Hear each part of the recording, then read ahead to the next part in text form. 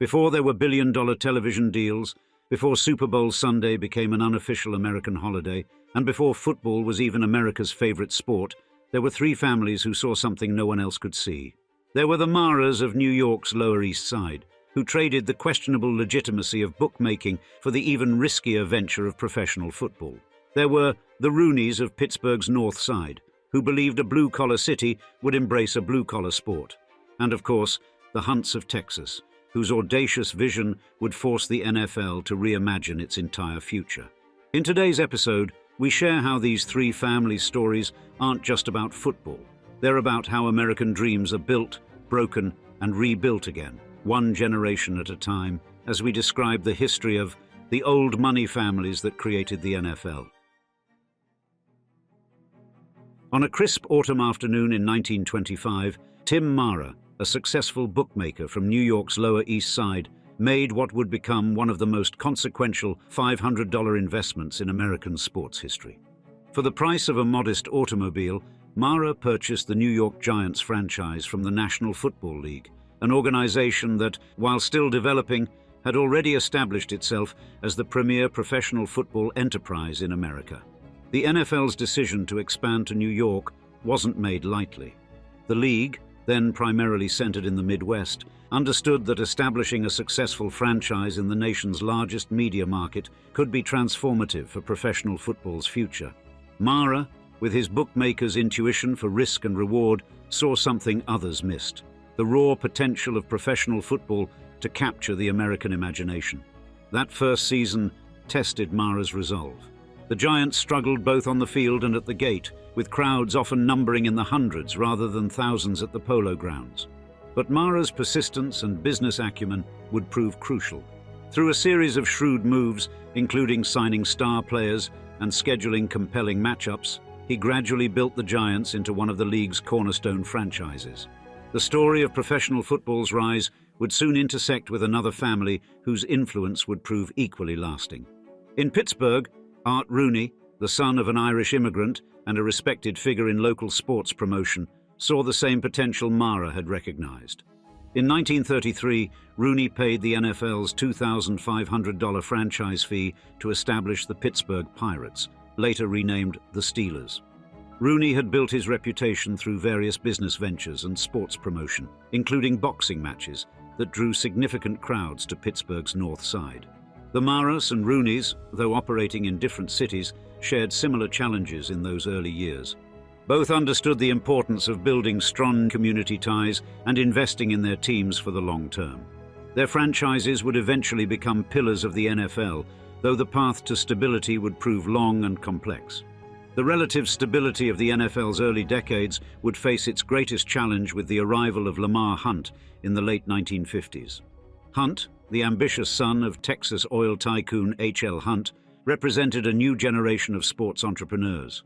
After his attempts to purchase and relocate an existing NFL franchise were unsuccessful, Hunt embarked on a methodical exploration of alternatives.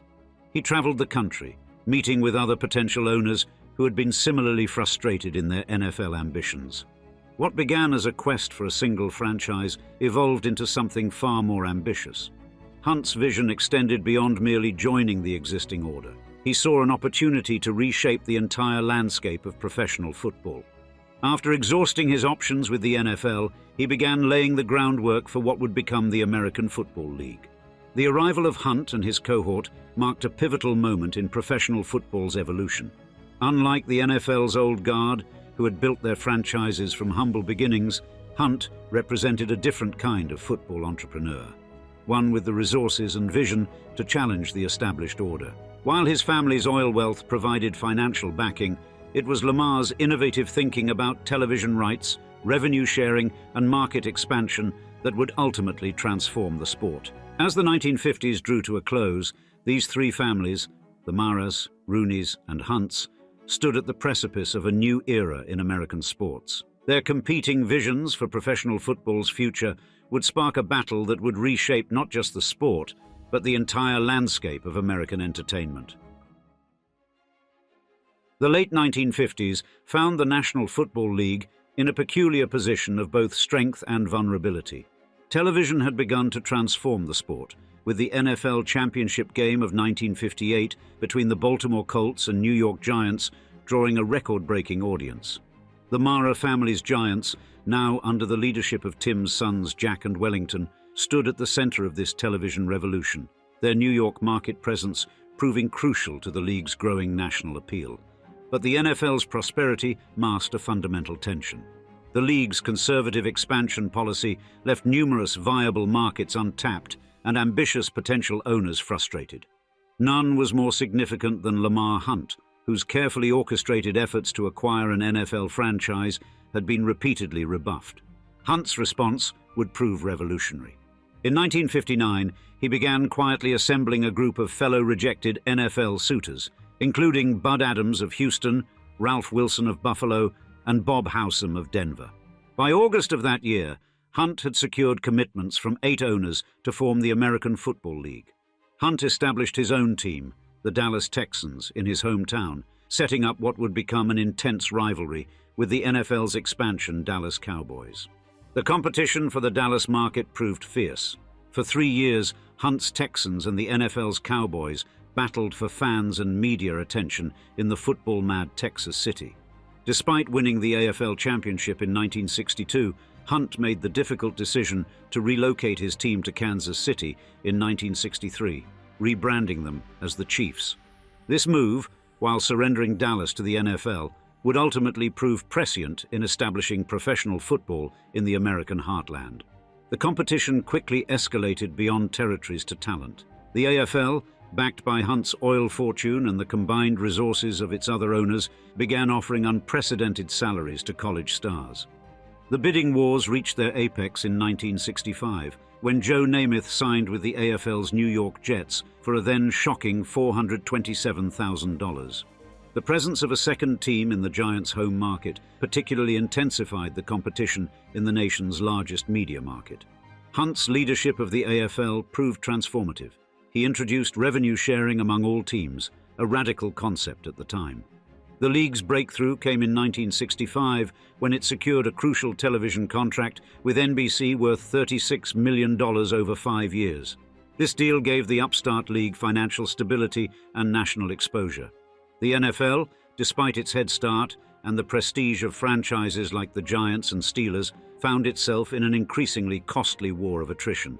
The conflict's resolution would come through an unlikely series of secret meetings in 1966. After months of negotiations, the leagues announced their planned merger, with full integration set for 1970. As part of the agreement, the AFL teams would pay indemnities totaling $18 million to the NFL over 20 years. The deal also established an annual championship game between the two leagues, which would eventually become known as the Super Bowl. This resolution marked more than just the end of professional football's civil war. It represented a fundamental shift in professional football, where the entrepreneurial vision of owners like Hunt merged with the established foundation built by families like the Maras and Rooneys. The NFL was no longer just a sport. It was becoming America's most powerful entertainment enterprise, with these 3 families playing crucial roles in its development. The merger also instituted new practices that would define the modern NFL, including shared television contracts and continued revenue sharing. These principles, which Hunt had championed in the AFL, would become cornerstone policies of the merged league, helping to ensure competitive balance and shared prosperity among all franchises. But as the new decade dawned, none of these proud families could have predicted that the greatest challenge to their influence would come not from rival leagues or television contracts, but from within the very empire they had built. The 1970s ushered in a new era of professional football, one where the merged NFL's success would be built on a foundation of family legacies. The decade belonged in many ways to the Pittsburgh Steelers, as Art Rooney's decades of patience finally bore fruit. Under the leadership of Art's son, Dan Rooney, who had quietly become one of the league's most influential figures, the Steelers built a dynasty that would capture 4 Super Bowl titles between 1975 and 1980. The transformation of the Steelers from perennial losers to the NFL's model franchise reflected the changing nature of football ownership. Dan Rooney's approach emphasized stability and consistency, manifested in the team's historic decision to hire Chuck Noll as head coach in 1969.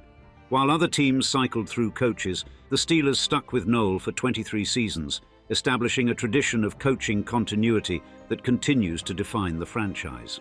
Meanwhile, in Kansas City, Lamar Hunt was reshaping the business of football in ways that went far beyond the playing field. His innovations included suggesting the name Super Bowl for the league's championship game, inspired by his children's Super Bowl toy, and advocating for the strategic scheduling of games for television. The Chiefs' victory in Super Bowl IV over the Minnesota Vikings proved especially significant, as it marked the final championship game between the AFL and NFL before the full merger, with Kansas City's convincing win serving as a powerful closing statement on the AFL's competitiveness. The Mara family faced different challenges in the post-merger landscape. The Giants struggled throughout the 1970s, as Wellington and Jack Mara's cooperative leadership style sometimes led to organizational gridlock. The introduction of the Jets into their market had forced the Giants to adapt to competition they had never previously faced. Yet the Giants maintained their position as one of the league's cornerstone franchises, their influence extending far beyond their win-loss record. Perhaps the most significant development of this era was the growing importance of television revenue. The NFL's television strategy, which built upon both the Mara family's early embrace of TV and Lamar Hunt's AFL innovations, transformed team economics. The league's revenue-sharing model, which distributed television money equally among all teams, helped maintain competitive balance while making even small-market teams financially viable. Dan Rooney emerged as a crucial figure in league governance, particularly in labor relations. His diplomatic skills proved invaluable during the 1982 player strike, where he helped broker a settlement that preserved the season while addressing player concerns. His commitment to diversity has since been expanded to include general managers and other front office positions. The Hunt family's influence extended beyond Kansas City. Lamar Hunt's role in the development of soccer in America, including the creation of Major League Soccer, demonstrated how the new generation of NFL owners saw themselves as sports industrialists rather than merely football entrepreneurs. The Chiefs, meanwhile, established themselves as one of the league's most consistently well-run organizations, even if, at the time, they couldn't match their Super Bowl IV success for many years to come. By the 1980s, the NFL had become America's most successful sports enterprise, with television ratings that dwarfed those of baseball and basketball. The league's prosperity vindicated the vision of all three families: the Mara's early belief in the power of television, the Rooneys' emphasis on stability and community connection, and Hunt's innovations in revenue sharing and market expansion. Yet this success also brought new challenges. As franchise values soared, the league that had once been run by bookmakers and entrepreneurs began attracting the interest of corporate titans and billionaire investors. The old family ownership model that had built the NFL was increasingly rare in a sport where franchises regularly sold for hundreds of millions of dollars. Still, these three families maintained their influence through a combination of adaptability and adherence to core principles. Their continued presence in league affairs provided a crucial link to pro football's roots, even as the sport evolved into a multi-billion-dollar entertainment empire. Yet, as the 1990s approached, these families would face their greatest test yet, passing their legacies to a new generation that had never known the lean years, had never felt the sting of empty stadiums, and had never needed to wonder if professional football would survive another season.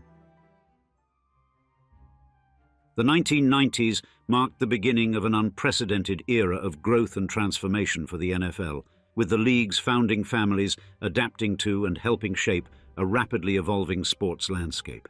By this time, a new generation had begun to take the reins, each carrying forward their family's legacy while navigating the challenges of modern sports business. In New York, the Giants experienced a renaissance under Wellington Mara's son, John, who had assumed day-to-day operations alongside Preston Robert "Bob" Tisch, who purchased a 50% stake in the team in 1991. The Giants' victory in Super Bowl XXV demonstrated that the franchise had successfully modernized while maintaining the principles of stability and tradition that Wellington had always championed. This careful balance between progress and preservation would become increasingly crucial as the NFL entered its modern golden age. Meanwhile, in Kansas City, the Hunt family was entering a new chapter. Following Lamar Hunt's death in 2006, his son Clark assumed control of the Chiefs. Under Clark Hunt's leadership, the franchise would eventually achieve what had eluded them since Super Bowl IV, sustained excellence and another championship. The hiring of Andy Reid as head coach in 2013 marked a turning point, leading to a new Chiefs dynasty that would culminate in Super Bowl victories in 2020 and 2023, with quarterback Patrick Mahomes emerging as the face of the NFL. The Rooney family continued to exemplify stability in Pittsburgh, even as they faced their own succession challenges.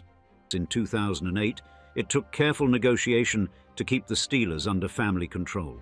Dan Rooney's son, Art II, emerged as the next generation's leader, maintaining the franchise's reputation for consistency and excellence while adapting to the modern NFL's demands. These transitions coincided with the NFL's explosive growth into a true entertainment colossus. The television deals became increasingly complex and lucrative with the advent of Sunday ticket, primetime packages, and eventually streaming rights. Through it all, these families' institutional knowledge and steady hands helped guide the league's expansion while preserving its core appeal. The new generation faced challenges their predecessors could never have imagined. The emergence of free agency, salary caps, and digital media transformed how teams operated. The growing, notably in Hollywood, where two descendants of NFL royalty carved out remarkable careers of their own. Kate Mara and her younger sister, Patricia Rooney Mara, known professionally as Rooney Mara, emerged as two of their generation's most compelling actresses, their success representing an extraordinary extension of their family's cultural impact beyond the gridiron. Kate Mara's breakthrough role came in Netflix's groundbreaking series House of Cards, where she played the dogged reporter Zoe Barnes, a character whose, spoiler alert, shocking death became one of television's most talked-about moments. The role established her as a formidable presence in the streaming era's golden age of television. Meanwhile, her work in American Horror Story and 24 further cemented her place in prestige television's pantheon. But it was her younger sister who would achieve perhaps the most dramatic critical acclaim.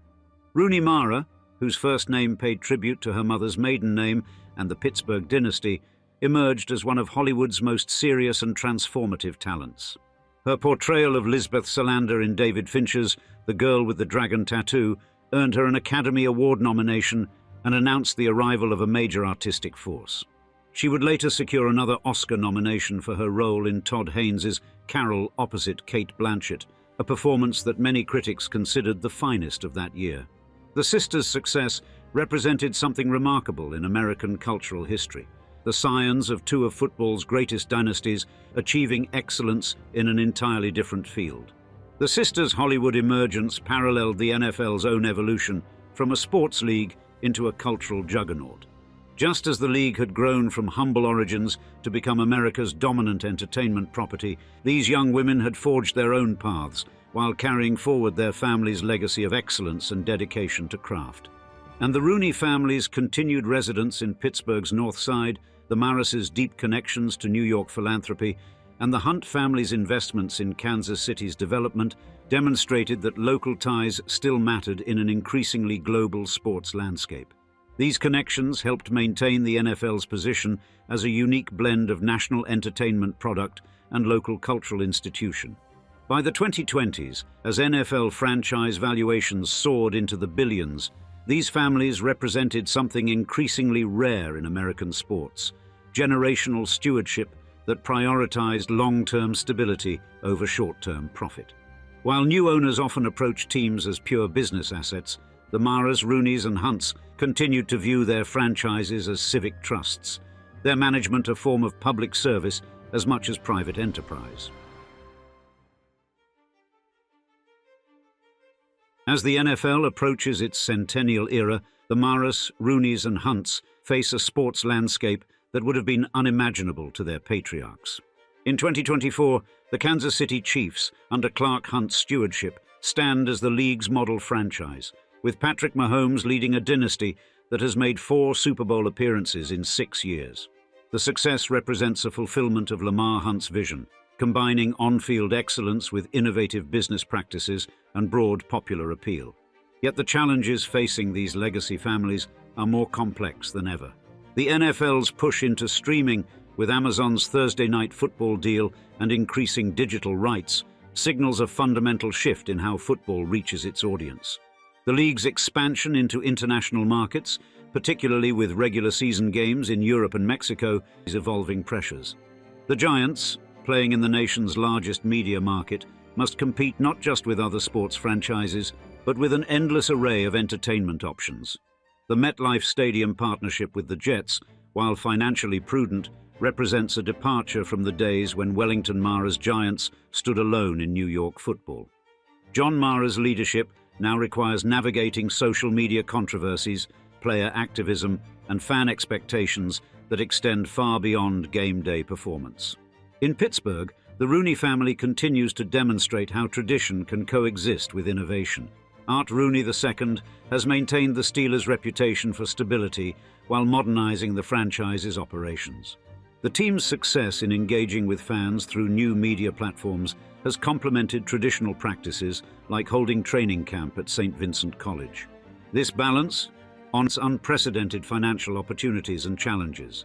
As franchise valuations soar past $6 billion could fundamentally alter how fans experience the game. The ongoing debate over player safety and the long-term viability of football itself requires careful stewardship of the sport's future. These families' experience with previous transformations, from the AFL-NFL merger to the advent of free agency, positions them uniquely to help guide the league through these changes. Their institutional memory reminds the NFL that successful innovation must be balanced with respect for the game's fundamental appeal. As one league executive noted, the Maras, Rooneys and Hunts aren't just owners. They're keepers of professional football's soul. And now, we'd like to see you in the comments. Are you a fan of the Steelers, Giants, or Chiefs? And tell us your personal stories or memories with these families.